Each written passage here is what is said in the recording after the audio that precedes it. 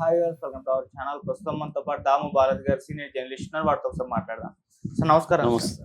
Sir, Chandrababu Naidu గారు ఇంటి మీదకి 1,00,000 మంది ముస్లింలు వెళ్ళబోతున్నారంటూ వార్తలు వస్తున్నాయి సార్. అంటే ముస్లిం నాయకుడే స్పందించి వక్ఫ్ బిల్లుకు చంద్రబాబు నాయుడు గారు మద్దతు తెలిపారు. అందుకే మేము 1,00,000 మందితో వెళ్తున్నామని చెప్పినట్టుగా కూడా చెప్తున్నారు. మరి ఈ వక్ఫ్ బిల్లు ఏదైతే ఉందో దీనికి మద్దతు తెలపడం చంద్రబాబు నాయుడు గారికి చాలా డ్యామేజ్ చేసింది ముస్లింల పట్ల అని కూడా అంటున్నారు. మరి ఇది ఎటువైపు వెళ్ళే ఛాన్స్ ఉంది? దీనికి మీరేం చెప్తారు? వక్ఫ్ బిల్లు గురించి ఇప్పటికి కూడా వివాదాలు ఆగట్లేదు. అటు వెస్ట్ బెంగాల్లో చాలా పెద్ద ఎత్తున అల్లర్లు కూడా జరుగుతున్నాయి. నిన్న కూడా మమతా బెనర్జీ అప్పీల్ చేసింది. సో ఒక పక్క అక్కడ చాలా తీవ్రమైన అల్లర్లు జరుగుతుంది. దేశవ్యాప్తంగా కూడా ముస్లిం సంఘాలు ఏఎంపిఎల్ఎం అంటే ఆల్ ఇండియా ముస్లిం పర్సనల్ లా బోర్డు ఆధ్వర్యంలో పెద్ద ఎత్తున ధర్నాలు, రాస్తారోకాలు, ఆందోళనలు చేస్తున్నారు. మ్యాక్సిమం పీస్ఫుల్గానే చేస్తున్నారు. కానీ ఒక వెస్ట్ బెంగాల్లో మాత్రమే అల్లర్లకు కూడా దారితీస్తుంది పరిస్థితి. మరోవైపు అది సుప్రీంకోర్టులో కూడా పెండింగ్లో ఉంది. సుప్రీంకోర్టు కొన్ని ప్రశ్నల్ని గవర్నమెంట్ని అడిగింది. ప్రధానంగా మీరు ముస్లిం ఈ వక్ఫ్ ఆస్తుల్లో బోర్డులో నాన్ ముస్లింలని పెడుతున్నారు కదా, హిందూ బోర్డులలో కూడా అట్లా ఎక్కడైనా నాన్ హిందువులు ఉన్నారా అనే ప్రశ్న అడిగింది. దానికి ఆన్సర్ ఇవ్వడానికి 1 మంత్ టైం అడిగారు వీళ్ళు, సెంట్రల్ గవర్నమెంట్. సో దాంతో 5 నెలల పాటు ఇది స్టే ఆర్డర్ ఇస్తున్నామని పెట్టేసింది. దీంతో ఏం చేస్తుంది బీజేపీ? సుప్రీంకోర్టుని ఇండైరెక్ట్గా బెదిరించే దానికి రంగంలోకి దిగింది. ఆయన జగదీప్ ధన్కర్ వైస్ ప్రెసిడెంట్, ఆయనైతే డైరెక్ట్గానే సుప్రీంకోర్టు మీద అటాక్ మొదలుపెట్టాడు. అది డైరెక్ట్గా వక్ఫ్ బిల్లు మీద కాకుండా గవర్నర్ల విషయంలో, బిల్లులో పెండింగ్ విషయంలో సుప్రీంకోర్టు మొన్న ఒక తీర్పు ఇచ్చింది. ఆ తీర్పు రాష్ట్రపతికి కూడా 3 నెలల కంటే ఎక్కువ బిల్లుల్ని తన దగ్గర పెట్టుకునే అధికారం లేదు అనేది సుప్రీంకోర్టు క్లియర్గా చెప్పింది. ఎప్పుడైనా సుప్రీంకోర్టు ఈ విషయాల్లో ఎంటర్ అవ్వచ్చా లేదనేది కొన్నిసార్లు ఏమవుతుందంటే ప్రజల సంక్షేమం దృష్టిలో పెట్టుకొని కొన్నిసార్లు ఎంటర్ అవుతుంది. ఇప్పుడు ఎందుకు ఈ గవర్నర్ల విషయంలో ఎంటర్ కావాల్సి వచ్చింది? 2 ఏళ్ళు 3 ఏళ్ళు గవర్నర్లు బిల్లులు ఆపేసి దాదాపు 10 బిల్లుల్ని తమిళనాడులో ఆపారు. ఇక్కడ కూడా చాలా బిల్లులను ఆపారు. ఇలాగా ఆ రాష్ట్రంలో ఫంక్షన్ కానివ్వకుండా గవర్నర్లు అడ్డుకుంటున్నప్పుడు దాన్ని రాష్ట్రపతి కూడా ఖండించకపోయినప్పుడు సుప్రీంకోర్టు రంగంలో ఎదగాల్సి వచ్చింది. సుప్రీంకోర్టు కాన్స్టిట్యూషన్ బేస్ చేసుకొని కాన్స్టిట్యూషన్ని ఇంటర్ప్రెట్ చేస్తుంది. సుప్రీంకోర్టు ఇంటర్ప్రెట్ చేసి కాన్స్టిట్యూషన్లో ఉన్న 142, 143 ఈ ఆర్టికల్స్ బేస్ చేసుకొని గవర్నర్ల పరిధి ఏంటి, ఈమె మన రాష్ట్రపతి పరిధి ఏంటి అనేది చెప్పింది. దాని మీద డిస్కస్ చేయొచ్చు. కానీ దానికి అసలు సుప్రీంకోర్టుకి ఎవరిచ్చారు? సుప్రీంకోర్టు మీద తీవ్రమైన కామెంట్లు ఒక ఉపరాష్ట్రపతి చేయడం అనేది ఒక రకంగా ఫస్ట్ టైం ఇది. అంటే ఉపరాష్ట్రపతి దగ్గర చేయించి బీజేపీ సుప్రీంకోర్టుని కంట్రోల్ చేస్తుందా? ఎందుకంటే ఇప్పుడు మన దేశంలో ఉండే అన్ని అత్యున్నత సంస్థలన్నీ కూడా బీజేపీ కంట్రోల్లోకి వెళ్ళిపోయినాయి. ఇట్లు ఇన్వెస్టిగేటివ్ ఏజెన్సీలు, సిబిఐలు, ఈడీలు, తర్వాత ఎన్ఐఏలు ఇవన్నీ వెళ్ళిపోయినాయి. అట్లాగే చాలా రాష్ట్రాల్లో గవర్నర్లంతా వాళ్ళ కంట్రోల్లో ఉన్నారు, ఇంక్లూడింగ్ ఢిల్లీలో లెఫ్టినెంట్ గవర్నర్తో సహా. ప్లస్ ఎలక్షన్ కమిషన్ వాళ్ళ చేతిలో ఉంది. అంటే ప్రతి వ్యవస్థ వాళ్ళ చేతిలో ఉంది. ఒక న్యాయ వ్యవస్థలో అది కూడా సుప్రీంకోర్టు కొంతవరకు ఇబ్బంది పెడుతుంది. దాన్ని కూడా వాళ్ళు సహించలేకపోతుంది బీజేపీ. దీన్ని అడ్డుకోవాలని ట్రై చేస్తుంది. ఈ నేపథ్యంలో వక్ఫ్ బిల్లు ప్రమాదంలో పడుతుందా? ఎందుకంటే బిల్లు అయింది కానీ చట్టంగా మారలేదు. చట్టంగా మారాలంటే సుప్రీంకోర్టులో క్లియరెన్స్ రావాల్సిందే. ఎందుకంటే సుప్రీంకోర్టుకి వెళ్ళారు కాబట్టి అది రాజ్యాంగం. ఏ బిల్లు అయినా రాజ్యాంగబద్ధంగా ఉండాలి. రాజ్యాంగం అల్టిమేట్.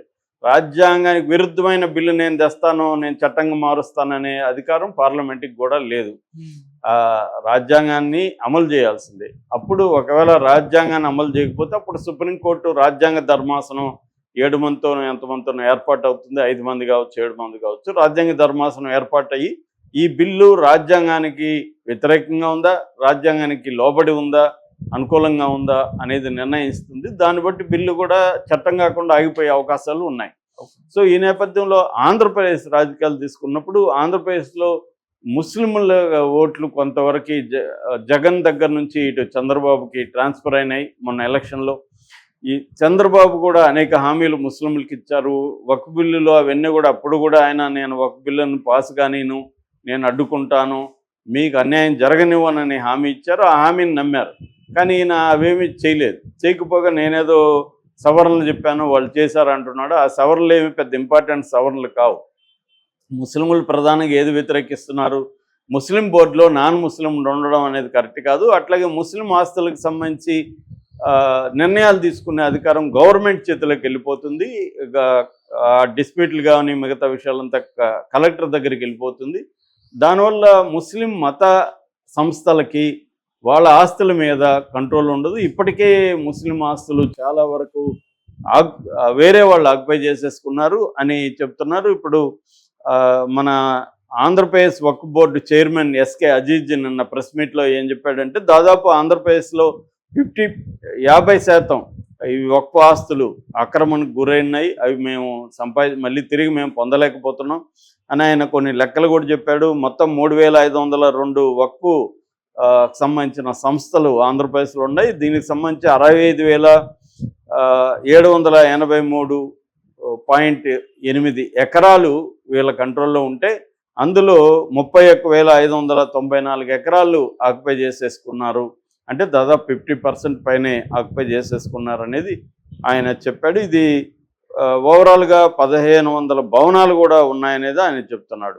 సో ఈ నేపథ్యంలో అంటే దీంట్లో మసీదులు ఉన్నాయి, దర్గాలు ఉన్నాయి, మదరసాలు అంటారు, వాళ్ళ స్కూల్స్ ఉన్నాయి, అనేక విద్యా సంస్థలు ఉన్నాయి, చారిటబుల్ సంస్థలు ఉన్నాయి.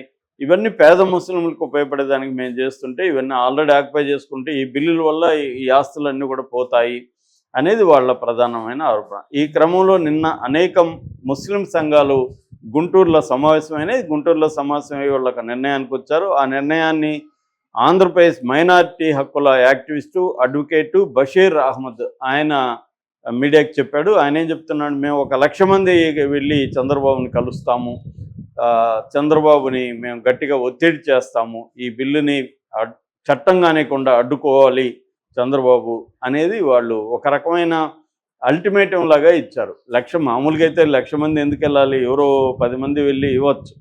కానీ 1,00,000 మంది వెళ్ళడం అంటే ఏంటి, చంద్రబాబు మీద తీవ్ర ప్రెజర్ని క్రియేట్ చేయాలనేది ముస్లిం సమాజం భావిస్తున్నట్టుగా అర్థమవుతుంది. నేషనల్ వైడ్గా కూడా ముస్లిం సమాజం చంద్రబాబు మీద, ఇటు నితీష్ కుమార్ మీద వాళ్ళిద్దరు ద్రోహులని మాట్లాడుతున్నారు. ఓవైసీ కూడా చంద్రబాబు ముస్లింలకు ద్రోహం చేశాడు చంద్రబాబు, మేము నిన్ను గుర్తుపెట్టుకుంటాం, చరిత్రలో మర్చిపోమని ఓవైసీ కూడా హెచ్చరించాడు.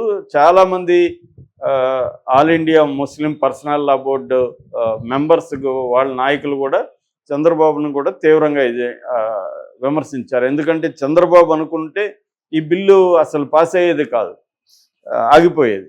కానీ చంద్రబాబు అనుకోలేదు. ఎందుకంటే చంద్రబాబు మోడీకి యాంటీగా మాట్లాడే పరిస్థితి లేదు. కాకపోతే చంద్రబాబు లెక్క ఏంటంటే ఇటు జగన్ కూడా ఈ బిల్లుకి సంబంధించి గట్టిగా లేడు. పార్లమెంట్లో వ్యతిరేకించి ఉండొచ్చు, సుప్రీంకోర్టుకు కూడా మొన్న వెళ్ళారు ఈ బిల్లు అడ్డుకోమని, అవన్నీ బాగానే ఉంది. కానీ ఇక్కడ ఆంధ్రప్రదేశ్లో ముస్లింలకు మద్దతుగా ఓపెన్గా నిలబడడం అదన్నీ జగన్ చేయలేకపోతున్నాడు. ఎందుకంటే అదన్నీ చేస్తే జగన్ని హిందువుల వ్యతిరేకగా తెలుగుదేశం మీడియా కావచ్చు, కూటమి మీడియా కావచ్చు చిత్రీకరిస్తుంది, నాయకులు చిత్రీకరిస్తారు, ఇది డేంజర్ అవ్వచ్చు అనే జగన్కి ఒక భయం ఉన్నట్టుగా తెలుస్తుంది. నెంబర్ 1. నెంబర్ 2, మోడీకి యాంటీగా ప్రోయాక్టివ్గా ఉంటే మోడీ మనల్ని జైలుకి పంపిస్తాడు అన్న భయం కూడా పర్సనల్గా జగన్కు ఉండే అవకాశం ఉంది. ఎందుకంటే ఆల్రెడీ కుంభకోణాల వేగవంతం అవుతున్నాయి విచారణలు, మన మద్యం కుంభకోణం కూడా స్పీడప్ అవుతుంది. రెండో వైపు ఇటు ఆస్తుల విషయంలో కూడా ఈడీ రంగంలోకి దిగింది, ఆయన్ని కొత్తగా ఆస్తులను అటాచ్ చేసింది. ఈ నేపథ్యంలో జగన్కి ఖచ్చితంగా భయం ఉండే అవకాశం ఉంది. ఎందుకంటే అతనికి ఏదైనా కన్విక్షన్ పడిపోతే 2 ఏళ్లకు పైన 10 ఏళ్ల పాటు ఆయన ఎలక్షన్లో పోటీ చేసే రైట్ని కోల్పోతాడు. సో అప్పుడు అతనికి ఇబ్బంది అవుతుంది. సో అందుకని జగన్ ఆలోచన ఏంటంటే, ఒకటి ఇక్కడ హిందువులకు వ్యతిరేకి ప్రో ముస్లిం అన్న ముద్ర పడడం ఇష్టం లేదు. 2, యాంటీ మోడీగా ప్రొయాక్టివ్గా ఉండడం కూడా జగన్కి ఇష్టం లేదు. అందుకనే ఆయన ఇండియా కూటమి వాళ్ళతో కూడా కలవట్లేదు. సో ఇది కొంతవరకు చంద్రబాబుకు ఉపయోగపడుతుంది. కానీ ఎంతవరకు ఉపయోగపడుతుంది, ముస్లింలు ఆల్రెడీ ముస్లింలకు ఇచ్చిన హామీ చంద్రబాబు చేయలేదు. సో దాంతో ఆగ్రహంగా ఉన్నారు. కనీసం ఇప్పుడన్నా అడ్డుకుంటాడేమో ట్రై చేద్దామని 1,00,000 మందితో చంద్రబాబు ఇంటిని ముట్టడించి చంద్రబాబుకు వినతి పత్రం సమర్పిస్తాం అంటే ఇదేమీ దౌర్జన్యపూరితమో చంద్రబాబుని ఇబ్బంది పెట్టడమో కాదు, కానీ ప్రెజర్ అయితే క్రియేట్ చేయడానికి 1,00,000 మందితో